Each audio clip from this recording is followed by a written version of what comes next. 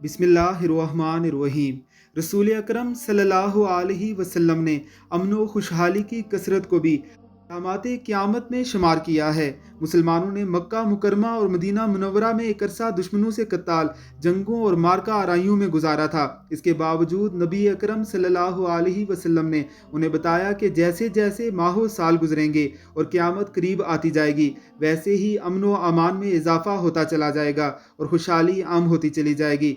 हज़रत अबू हुरैरा रज़ी अल्लाह ताला अन्हो बयान करते हैं कि रसूल अल्लाह सल्लल्लाहु अलैहि वसल्लम ने इरशाद फरमाया, क़यामत उस वक्त तक कायम न होगी जब तक सरजमीन अरब में दोबारा बागात और नहरों की कसरत न हो जाए, और यहाँ तक कि एक सवार इराक से चलकर मक्का पहुँचेगा और दौरान सफ़र उसे रास्ता भूलने के सिवा कोई खौफ ना होगा, अलबत्ता खर्च की कसरत हो जाएगी। सहाबा इकराम रिजवानुल्लाह अलैहिम अजमाइन ने अर्ज़ किया कि अल्लाह के रसूल ये फरमाइए कि हर्ज क्या चीज़ है। आप सल्लल्लाहु अलैहि वसल्लम ने फरमाया, कत्लो खून रेज़ी। मतलब ये है कि उसे दौरान सफ़र चोरों और डाकुओं का कोई अंदेशा ना होगा।